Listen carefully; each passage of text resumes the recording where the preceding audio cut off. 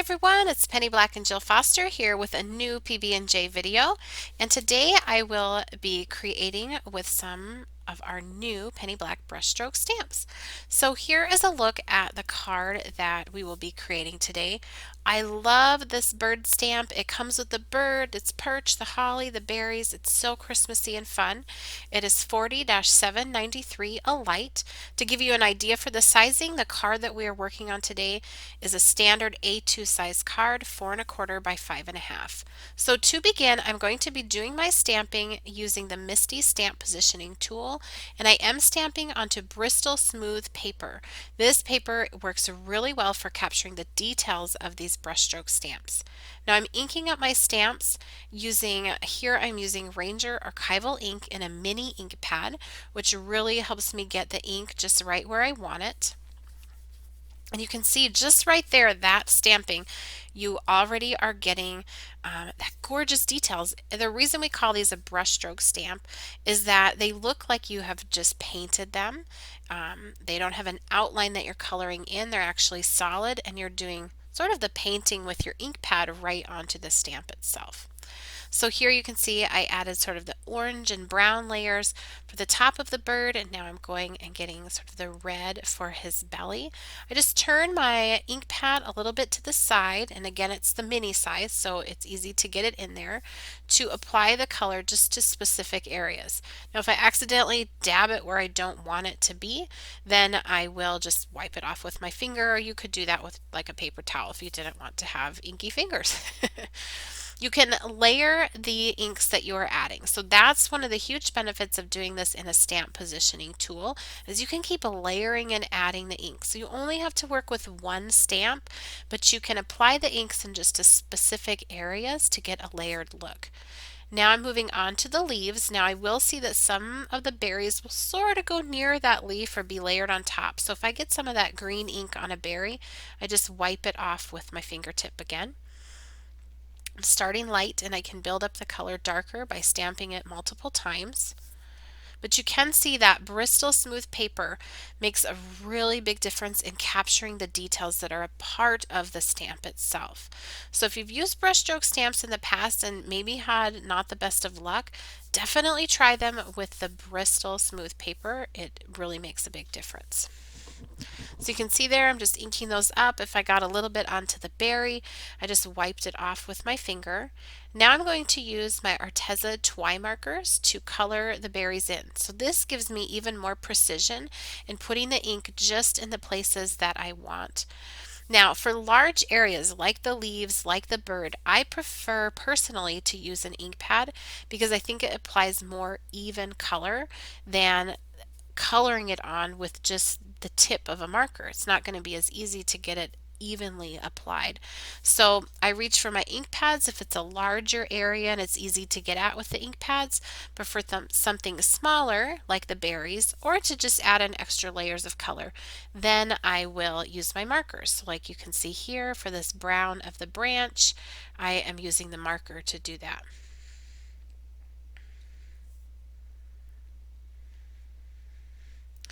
Now I have removed this from my stamp positioning tool.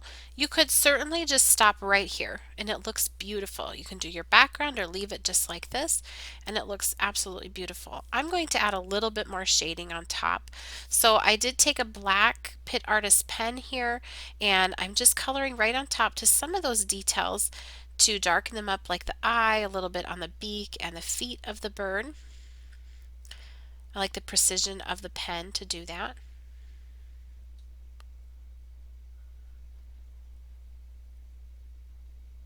And now I'm going to use some Distress Ink Reinkers used as watercolors to add some additional shading on top.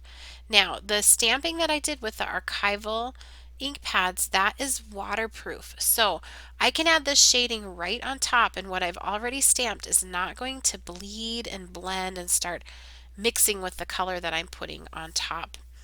And the color these Distress Ink Reinkers used as watercolors is pretty transparent, so you will still get some of that texture that is a part of the stamp showing through once it's dry.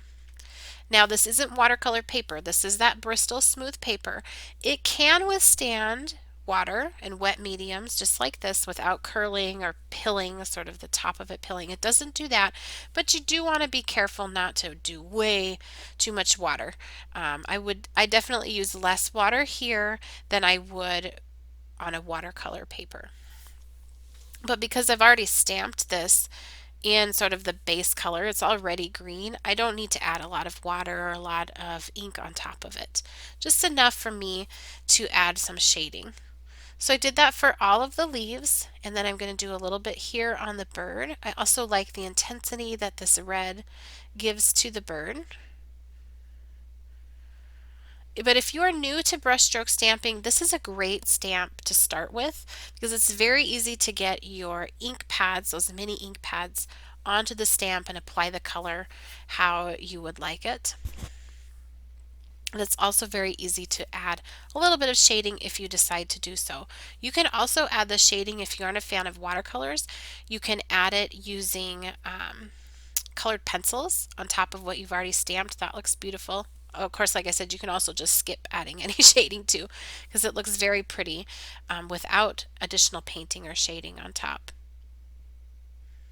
Another way you can use these is to use on purpose a water-soluble medium on the stamp and then lightly spritz it with water and then stamp it down, and that will sort of cause the colors to blend and move before they even hit the paper, and that sometimes can give you a really pretty loose watercolor look. You won't have as many details, but you will have a loose very hand painted look with that technique. So we have lots of different techniques for these stamps here on our YouTube channel.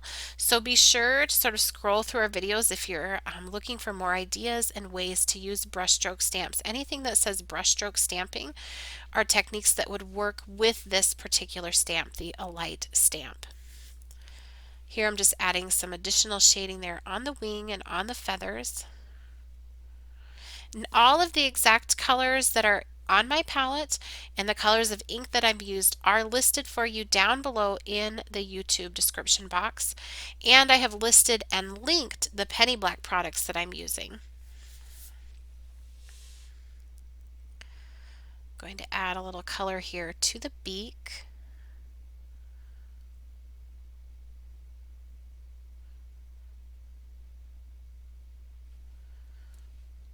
And then I'm going to add some blending here on the berries. Now remember, those were stamped with those markers, and those are a water soluble marker, so I can actually just add water on top and blend those. If I want more shading, I could mix some paint with it, but they actually blend very beautifully without even putting any extra paint on them. But in a couple spots here, I'm going to just darken up a couple of these ones that are sort of behind another berry.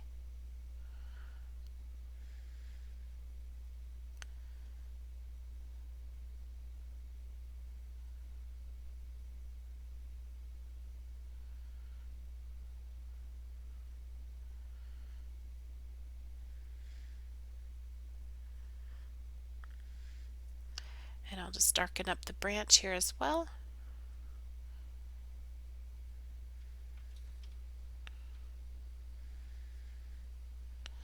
And this is really starting to take shape. You really feel like an artist, at least I do when I work with these brushstroke stamps. I just think they're so bold. And again, like I said, this is a standard 4 1/4 by 5.5 inch card, and I feel like this is just the perfect size for this. Now I'm just using some washi tape here that I had in my stash, putting it around the edge of the card. I'm sure that this is very dry, and I'm going to add some inking here to the background.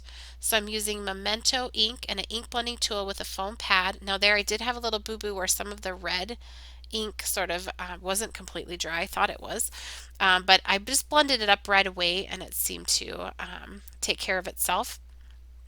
I'm adding this around the outside edge. This is a really fun way to add some dimension to your card without any layers. So if you like to do one layer cards, I feel like this is just my go-to for finishing a card. Like, I've stamped the main image and I love it, but what should I do next? I go to this a lot where I just mask off the edges. If you want a thinner line, use washi tape. If you want a thicker border, you can use painter's tape. Just line it up along the edge of the card and press it down. Now before removing that masking, or excuse me, that washi tape, I'm going to add some stamping from 30-870 Beautified. This is another new Christmas stamp. It's a transparent stamp set. I'm going to use the same color of ink that I inked on that background. So it's going to be really light, but I'm going to stamp it multiple times in my MISTI just to darken it up, slightly darker than the background. And this just adds a lot of interest, more of a finished look to the card. And you can position it so just a little bit of it is peeking out.